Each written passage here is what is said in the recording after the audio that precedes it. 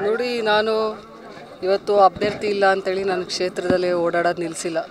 ಇವತ್ತು 2 ಹತ್ರ ತೀರ್ಕೊಂಡಿದ್ರು, 1 ಹತ್ರ ಮನಃಶಾಂತಿ ಇತ್ತು. ಇವು ನಾನು ಓಡಾಡ್ತಾ ಇದ್ದೀನಿ, ಕ್ಷೇತ್ರದಲ್ಲಿ ಸಂಪರ್ಕದಲ್ಲಿ ಇದ್ದೀನಿ, ಜನರ ಸಂಪರ್ಕದಲ್ಲಿ. ಒಂದೇ ನನ್ನ ಕ್ಷೇತ್ರದ ಜನ ಇವತ್ತು ಮನವಿ ಮಾಡ್ಕೊಂಡಿರೋದು, ನಿಮ್ಮ ಒಂದು ಕಣ್ಣೀರು ಬಿಂದುನೂ ಭೂಮಿಗೆ ಬೀಳಬಾರ್ದು. ನಮಗೆ ಭಾಳ ನೋವಾಗಿದೆ. ನೀವು ಪಕ್ಷೇತರ ನಿಂತರೂ ನಾವು ಮಾಡ್ತೀವಿ, ನಿಮ್ಮ ನಿರ್ಧಾರಕ್ಕೆ ನಾವು ಬದ್ಧ ಅಂತೇಳಿ ಪ್ರತಿಯೊಬ್ಬರು ಕೂಡ ಹೇಳಿದ್ದಾರೆ. ಇವತ್ತು ಪಕ್ಷಾತೀತವಾಗಿ ಹೇಳಿದ್ದಾರೆ, ಪಕ್ಷದಲ್ಲಿ ಇದ್ದವರು ಹೇಳಿದ್ದಾರೆ. ಇವ್ರು ಪಕ್ಷದವ್ರಿಗೆ ನೋಟಿಸ್ ಕೊಡ್ತಾ ಇದ್ದಾರಂತೆ, ನೀವೆಲ್ಲಾದರೂ ಪಕ್ಷೇತರ ಮಾಡಿದರೆ, ಇನ್ನೊಂದೇನೋ ಮಾಡಿದರೆ. ಮೊನ್ನೆ ಇದಕ್ಕೆ ಬಂದಾಗೂ ಕೂಡ ಏನು ಬೆಂಬಲಿಗರ ಸಭೆಗೆ ಬಂದಾಗೂ ಸಾಕಷ್ಟು 10,000 ಜನ ಬಂದಿದ್ದರು. ಅದರಲ್ಲಿ ಪಕ್ಷದವರು ಇದ್ದರು, ಅವರಿಗೆಲ್ಲ ನೋಟಿಸ್ ಕಳಿಸಿದ್ದಾರೆ. ಪಕ್ಷ ವಿರೋಧಿ ಚಟುವಟಿಕೆ ಏನು ಮಾಡ್ತಾಯಿದ್ದೀನಿ ಅಂತ ಅವ್ರಿಗೆ ನೋಟಿಸ್ ಕಳಿಸಿದ್ದೀರಾ ಅಂತ ನಾನು ಕೇಳೋದಕ್ಕೆ ಬಯಸ್ತೀನಿ. ಬೆಂಬಲಿಗರ ಅಸಮಾಧಾನ ಆಗಿದೆ, ನನಗೆ ನೋವಾಗಿದೆ.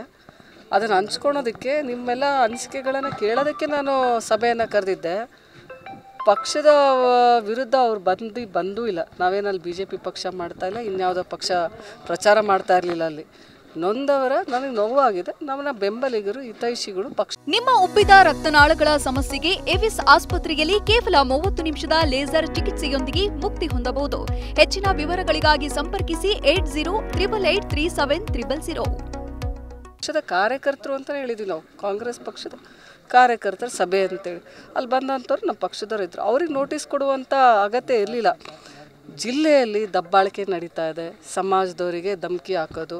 ನೀವು ಹೋದ್ರಿ ಅಂದರೆ ನೋಡ್ರಿ, ನೀವು ಪಕ್ಷದ ವಿರೋಧಿ ಚಟುವಟಿಕೆ ಮಾಡಿದ್ರಿ ಅಂದರೆ ನೀವು ಏನು ಮಾಡ್ತಾಯಿದ್ದಾರೆ? ಅವ್ರು ಪಕ್ಷದ ವಿರೋಧಿ ಚಟುವಟಿಕೆ ಏನು ಮಾಡ್ತಾಯಿದ್ದಾರೆ? ನಾನಾದರೂ ಪಕ್ಷದ ವಿರೋಧಿ ಚಟುವಟಿಕೆ ಏನು ಮಾಡ್ತಾಯಿದ್ದೀನಿ? ಅನ್ಯಾಯ ಆಗಿದೆ, ನನಗೆ ನ್ಯಾಯ ಕೊಡಿ ಅಂತ ಹೇಳ್ತಾ ಇದ್ದೀನಿ. ನ್ಯಾಯ ಕೇಳೋದು ತಪ್ಪ? ಪ್ರಜಾಪ್ರಭುತ್ವದಲ್ಲಿ ನ್ಯಾಯ ಕೇಳೋದು ತಪ್ಪ? ಪ್ರಜಾಪ್ರಭುತ್ವ ಅಂತ ಹೇಳ್ತಾರೆ, ಇದರಲ್ಲಿ ನ್ಯಾಯನೂ ಕೇಳಬಾರ್ದು ಅಂದರೆ ಹೆಂಗೆ ಹೇಳಿ? 5 ವರ್ಷ ದುಡ್ದಿದ್ದೀನಿ, ಆ ದುಡ್ದಿದ್ದಕ್ಕೆ ಕೂಲಿ ಕೇಳ್ತಾ ಇದ್ದೀನಿ. ಇವತ್ತು ಸಾಕಷ್ಟು ಮಾತುಗಳನ್ನು ಹೇಳ್ತಾರೆ. ಎಲ್ಲರೂ ಕೂಡ ಹುಟ್ಟುತ್ತಲೇ ಲೆಕ್ಕನ ಇಟ್ಕೊಂಬಂದಿರ್ತಾರೆ. ನಾವು ಆ ಯೋಗದಲ್ಲಿ ಹುಟ್ಟಿದ್ದೀವಿ, ಹಿಂಗೆ ಬಂದಿದ್ದೀವಿ, ಹಂಗೆ ಬಂದಿದ್ದೀವಿ. ನಾವು ಯೋಗನೇ ಇಟ್ಕೊಂಬಂದಿದ್ದೀವಿ, ನಮ್ಮದು ಗಜಕೇಸರಿ ಯೋಗನೇ ಇದೆ. ನಾನು ಹೇಳ್ಕೊಂಡು ಅಡ್ಡಾಡಲ್ಲ, ಅದು ಪ್ರಬುದ್ಧತೆ ಅಲ್ಲ.